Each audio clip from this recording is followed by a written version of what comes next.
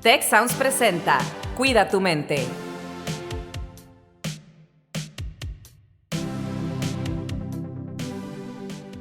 ¿Qué tal? Bienvenidos, bienvenidas a un episodio más de su podcast Cuida Tu Mente. Mi nombre es Carlos Ordóñez y el día de hoy estamos en una locación, en una ubicación especial dentro del evento de INC Monterrey, el festival de emprendimiento más importante de América Latina organizado por el Tec de Monterrey. Y como de costumbre, me acompaña Rosalinda Ballesteros y también tenemos un par de invitados especiales. Rosalinda, ¿cómo estás? Hola, ¿qué tal, Carlos? ¿Cómo estás? Y bueno, vamos a cambiar a inglés porque el día de hoy tenemos una invitada súper especial. So we are now switching to English so we can have this wonderful interview because Penny Locaso is one of the main speakers here at the INC Festival. And she's a happiness entrepreneur. And she works on how to hack happiness. So we really want to talk about this. And since we reach out to more than 20 countries in Latin America, so this is something that we can really extend to other people. And Marcos, who is a student, is also very interested in the topic of happiness. And you were at Penny's talk. Yes. So you can tell us what was most important or what called your attention the most from Penny's talk to begin with? Well, thank you for inviting me here. I'm Marcos Montero. I'm a student from Tec Campus Monterrey, and I study talent development and organizational culture. So I'm very interested in how to create environments of happiness in the workers in organizations. So it was very interesting for me to know how we can be happier in our lives and how can we find happiness in our everyday activities. So that's why I'm very excited to be here with Penny, and thank you for inviting me. So Penny, I read about you, I listened to your TED Talk. For those people who haven't heard or haven't watched the TED Talk from Penny Locaso, highly recommended. So hacking happiness, what is this about? Yeah, it's a concept I kind of made up. And then it became something. I suppose the context of hacking happiness was that my theory when I began was that who am I to assume that my happiness is the same as yours? And so I was like, well, I didn't know when I started this journey 8 years ago, off the back of turning my life upside down in pursuit of happiness, I didn't know what happiness looked like for me. And I thought to myself, I can't be the only person that doesn't know this. And I was like, well, how am I going to work this out? And I was like, well, if you think in the tech world, hackers, they break things, yeah? They break things and then they put them back together in a way that's often better, right? And so I was like, well, what if I could apply that approach to happiness? And I could hack my own happiness through experimentation. And if my happiness is different to your happiness, which was my belief, what if I could teach others rather than telling you how to be happy, which I don't think is effective in any, in any methodology of teaching. Like telling isn't what works. What works is experiencing and experimenting. So I was like, well, what if I could teach people how to experiment so that they could define happiness on their terms and then look at how they inject more of it into each day through building the skills that enabled that. That's wonderful. That's amazing because actually there are some things that maybe we have in common, but we can either experiment them differently or some of those things that make up for happiness in theory can be different for everyone in terms of how much of it you want in your life or you need in your life in a specific period of time. But you also work with, from what I understand, measuring happiness. Yeah. So what I measure is the skills framework that I created to enable people to, like I said, learn the skills to define happiness on their terms. And so what I've created, the framework is called intentional adaptability. And so what I believe adaptability is an innately human skill, right? It's what's kept us alive as a species. But if you think about how we adapt, most of it is unconscious. And if you look at even the adaptation of humans over the last couple of years with COVID, a lot of the ways we've unconsciously adapted have actually not served us. They've made many of us more addicted to technology, which means that many of our brains are hyperstimulated, which creates a hell of a lot more anxiety, especially in the next generation. So basically, intentional adaptability measures a set of core skills that I believe, and based on the work that we've been doing, connecting that to flourishing theory, a base set of skills that we can measure that can help you understand how intentionally adaptable you are. So how good you are at bringing meaning and intention to the forefront of the choices you make, the changes you make in your life. So rather than just moving through life unconsciously and changing, what I want to do is teach people how to change with intention. Because when we change with intention, we're more likely to feel fulfilled and we're more likely to flourish. That's kind of how I measure it. And we're soon to have the work published in the American Journal of Consulting Psychology, which I'm extremely proud of. So That's amazing. yeah. Especially since you were talking about COVID and for example, publications during, research during COVID slowed down for many researchers around the world. So it's amazing, wonderful that you're publishing. Marcos, what do you think about this idea? I think making conscious changes in your life is what drives you to learn and to grow more. I was before I moved to Monterrey, I was living in Guadalajara and I had a pretty happy life. I was very fulfilled. And I made the conscious change to come here to Monterrey to study in a university, to meet new people, to like get out of my comfort zone and learn things that I couldn't have learned if I had stayed with my family in Guadalajara. And even though I did a conscious change and I wanted it, I wanted that change, it was incredibly difficult for me to adapt to this new environment, to the new people, to the new opportunities that I have here, because Monterrey is so big, you meet so people, you have so many opportunities, and sometimes you don't know what to do with your time. So even though I made the conscious change, it was very difficult to me to adapt, but I can remind myself every day why I did it, and I can look back and say, I grew a lot, I learned a lot, I lived so many experiences that I couldn't have learned if I hadn't made this change. So even though you go through difficult times, because, finding happiness, I think, it's a process that you have to enjoy. It's not like a final destination. But even though I've been through difficult times, at the end of the day, I can say, you know what? I made this change for a reason, and I'm learning and I'm growing in the process. And then I think that's the important thing. So I think it's very important, as you say, to be conscious of your decisions in life. I think you pick up on a really interesting point, though. Yeah, the assumption is to flourish in life. I think happiness and flourishing I use interchangeably, because flourishing is the scientific term, right? Which is about having meaningful connections. It's about having meaningful work. It's about, operating more often than not in that flow state, those kinds of things. I think there's this misnomer that when you make an intentional choice that you'll be happy immediately. But if you think back to every major change you made in your life intentionally, I'll guarantee you, more often than not, it came with pain and discomfort. Yes. But I'll guarantee you, when you look back, those are the periods in your life where you grew the most. And when you look back, you look at it with pride, and it also gave you a recalibration of your skill level and your foundations that then gave you the platform to be able to do things perhaps you hadn't thought you could do before. Totally. And that's where I think the flourishing happens, right? I think this misnomer that we think happiness is like skipping down the streets and painting rainbows every day. It's like, it's bullshit. Like if I speak Australian, Yes. that's not normal, nor is that healthy. It's like, how do you just make the most of what you've got? And how do you ride the wave of every emotion that life throws at you, because good and bad things are going to happen. You cannot change that, but know that you can come out the other side just a little better than what you were before.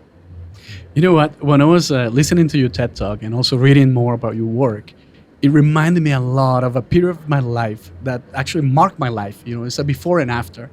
And this is the time when I was part of a multicultural leadership program where we traveled to a different city or a different country, performing a musical show and doing community service with 170 people from 24 different countries.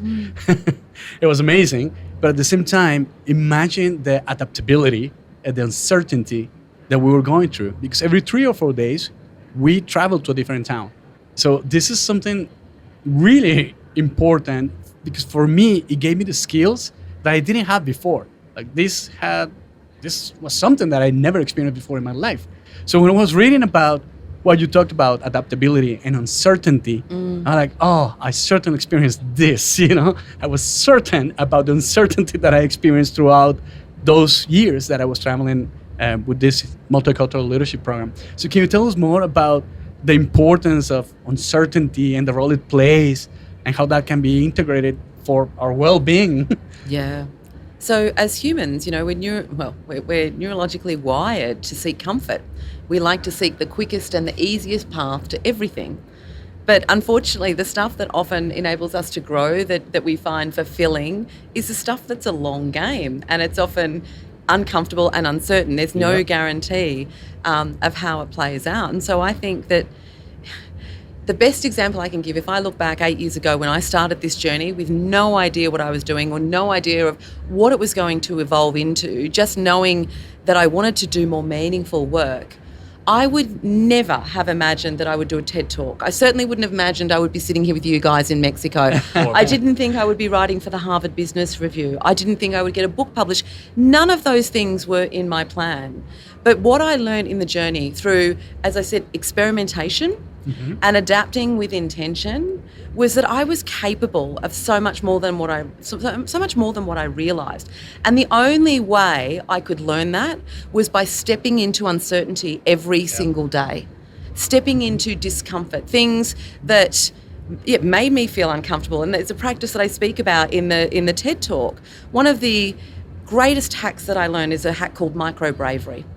And so micro-bravery is doing one small thing every day that makes you feel uncomfortable. And it can be as tiny as you like. Don't compare your act of bravery to someone else's. Make it about you, because we all come from a different level of resilience, right? And resilience, I think, is fundamentally linked to flourishing. Yeah. Yep. And equally being able to navigate uncertainty. So every day do something small that makes you feel uncomfortable. It can be as simple as reaching out to someone you've long admired and asking them for a coffee, or it might be, signing up for a new hobby that you've wanted to do but felt a bit uncomfortable about. As long as it makes you feel uncomfortable, because here's what that does. Over time, the more you step into acts of micro courage, the more likely you are to build the confidence and the courage to step into bigger acts of change over time. So it builds that resilience level, and it enables you to navigate uncertainty in a way that you would never have thought you were capable of, because it normalizes the discomfort. Yeah, you ended up enjoying it. You do. For me, I ended up enjoying that. And then when life, brings you things that you are not expecting, then it's normal. It's not something, because I think a lot of what happens in terms of this idea that you're going to be happy forever if you find the right path is that bad things are not going to happen to you, but those happen to everyone because it's part of life experience. We are all going to experience things that are uncomfortable or that we don't want in our life. That's part of the living, and it's part of the growth experience. And I think, and you mentioned something, I want to go back to that. When we decide something, like when you decided to move to another city on your own and maybe face challenges, you didn't know what you were going to face. Yes. And you probably faced different things than what you thought, but then this idea, this goal that you have, which is the higher purpose, allows for you to then embrace those little challenges or big challenges. And I think one of the things that I got reminded when you were talking is about how we are able to postpone immediate gratification if we think we are pursuing a worthy goal. Something meaningful for you. And understanding that happiness and pleasure are not the same thing, or flourishing and pleasure are not the same thing, but also you speak about joy and how to incorporate joy. And one thing that I always say is, even in bad days, there's always something joyful to enjoy. And it's the simple things. And we spoke about this yesterday what was your photograph of when I asked people to bring out photographs? Were you in the talk yesterday? There you go. So for me, the simple things, joy. One of the exercises that I do in one of my talks is I get people to connect with what makes them happy, what gives you joy. And so I get them to go through their mobile phone and I say, pull up one photo that makes you happy. It can be in absolutely anything. And the things that no one ever brings out a photo of, family, what's your photo? So we're just sharing our photos It's around not the a table. photo of a cell phone. It's not that. Yeah. So everyone's but It's family. It's oh, beautiful, like nature, flowers. Oh yeah, Rosalinda loves flowers. Yeah. Yeah. I think. And then Marcos? a photo with my dad when we were in New York City. Oh, nice. This makes me very happy. This memory So- of being with them. I get What's goosebumps. yours? I can show. How about It's you? okay. Yeah. Yeah, I'll show you mine. It's funny. My 12-year-old son, who is the love of my life, is a soccer nut, Oh. an absolute soccer nut, and he plays a hell of a lot of soccer, and so it's him playing. Wow, soccer. that's a wonderful picture. Yeah, Awesome. so Action he's sending picture. me all these action shots while I'm away, and but so here's the thing, right? The exercise just proved, and for people listening, I encourage you to do this little exercise. Just pull up a photo, go into your photos, find something that puts a smile on your face, and what I guarantee is that more often than not, the things that make us happy are free and they're accessible to all of us, right? And they are the things that we sideline in our pursuit of busy. Yeah, so it's human connection. It's positively impacting the lives of others. It's having personal achievements, like these long-term goals. It is nature. It's animals. You know, these things, it's being present and in a moment. These are the things that every time, I've done that exercise with thousands around the world, always, though photos fall into one of those buckets. No one ever shows me a photo of their house, their car, their work desk. No one, right? Yeah. And so I think it's interesting that happiness or joy can be injected in each and every day. Like, one of the most joyful things I do is walk my dog. Doesn't cost me any money. Seeing the dog happy makes me happy. How would you define the difference between happiness and joy? Oh, that's a really good question, and it's not something I've really thought about. I feel like joy is fleeting, if that makes sense. Like, it's not like joy. I don't feel like joy. You know, the feeling is not an extended feeling. It's like, you know, you're joyful in a moment, if that makes sense. And I think the way I define happiness is perhaps different from. So you could say the same about happiness. You know, you have peaks and troughs of happiness. But for me, happiness is that being able to ride the wave of every emotion. So it's more of a skill. So maybe I've framed it differently. Yeah. Okay. Yep. Yeah. I always say happiness is something that you learn. You learn to be happy. You yes. train your brain to look for the good stuff in life. And then when you focus on that, you build skills to be resilient when the bad things in life come. So this idea of joy as a moment that you experience, but when you add up the moments of joy and hope and inspiration and connection with others and dancing with your loved ones or laughing with other people or looking at nature and feeling inspired, feeling in awe, when you add all of those in your day, then it makes up for the feeling of having a fulfilled life. And then you add long-term goals. Yes. Marco, tell us about the video that you just recorded, that you interview people, students about happiness. Is that correct? Or So yeah, tell us that about was it. very interesting. So I have this YouTube channel, all right? It's not as big, but you can look it up. It's called Marcos Montero, like my name. So I went around campus. It was the World Mental Health Day. So we had some conferences in campus, and I went around asking students if they think they were happy. And most of them told me that they define themselves as happy people. And what all of them told me, if some told me they were happy, some told me they were in pursuit of happiness, but all of them told me they were grateful for the things they had and the opportunities they had. So I think one of the most important, learnings that I got from making that video that I haven't finished, I haven't uploaded yet, but one of the best learnings that I had is, in order to be happy, you start with being grateful for the little things that you have in your life, for the opportunities that you have, for the people that are around you. And I think you start being grateful with the little things, and then you can start, having a sentiment of happiness in your everyday life, even though some things don't go as planned. But even though you make mistakes in your everyday life, you you fail sometimes, you don't reach your goals as you wanted them to happen, but you can still be happy and grateful for everything that you have that is not that thing that didn't specifically happen as you planned. You have a lot of things surrounding you that can bring you that happiness. Absolutely. And it's interesting what you pick. I mean, gratitude is, so many different papers written about the power of gratitude. And you touch on, or it makes me think of two beautiful little hacks that I'm aware of that can inject more happiness into each day. One of them is by BJ Fogg, and he is one of the top behavioural scientists out of Stanford. And his hack is called the Maui habit. And so they did research and they found that people who wake every morning and before their feet touch the ground tell themselves today's going to be a great day, have better days.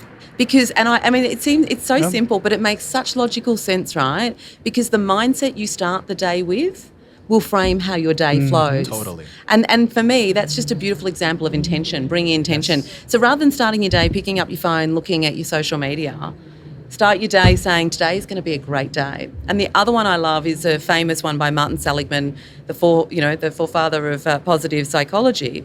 And he talks about 3 good things. And I love this little practice. It's a wonderful exercise. Yeah. And so basically at the end of each day, write down 3 good things that happen in that day and what influence you had on those 3 good things happening.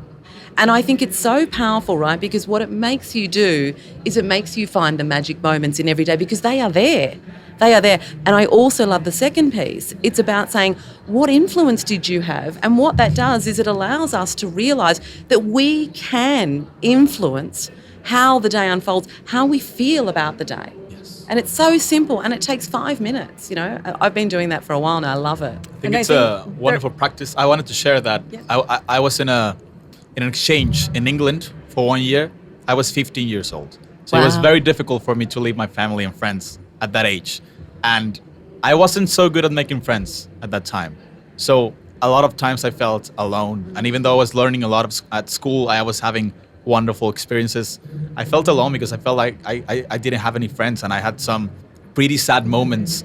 And in England, the winter is horrible because you have like 5 hours of sun a day and it's incredibly cold and every day it's snowing. So it was very difficult for me to feel happy. And what I started doing was actually writing every day 3 things that I was grateful for. And, just writing the moments that made me happy during that day. And also like making affirmations each night. Like tomorrow is going to be a great day. Mm-hmm. Tomorrow I'm going to have a happy day and I'm going to feel fulfilled.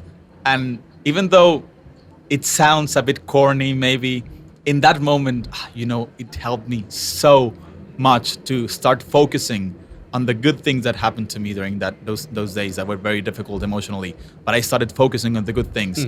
And it's a practice that I brought down here to Monterrey now that I live alone again. I've started doing this gratitude journal every day again. And it's helped me a lot too. To just to feel more relaxed and calm and to expect good things and not focus on the bad side of things. So it's a practice that I put into work and that helps me a lot. That has helped me a lot in difficult times. Yeah. Of course. No, I was going to say, because I showed you my Instagram feed. And what I do is I look for pictures of flowers because I think it's amazing how they can be so colorful, so perfect, so different, even if it's the same flower each time. So what I do is I intentionally look for the beauty in the flowers, and then I post that on my social media so that when I am looking, I'm experiencing, curiosity and I'm thinking, what will I find next? And then when I post them, I experience the joy, the awe of posting them. And then when I go back to my feed, it's a source of positive emotions again. So that's my little hack. So but do you know that has multiple benefits? Yes. So it's not just your, the pleasure that you get in it. So there is, there's research that shows that people who expose themselves to nature, even if it's pictures of nature in their day, are 20% more productive than people who don't.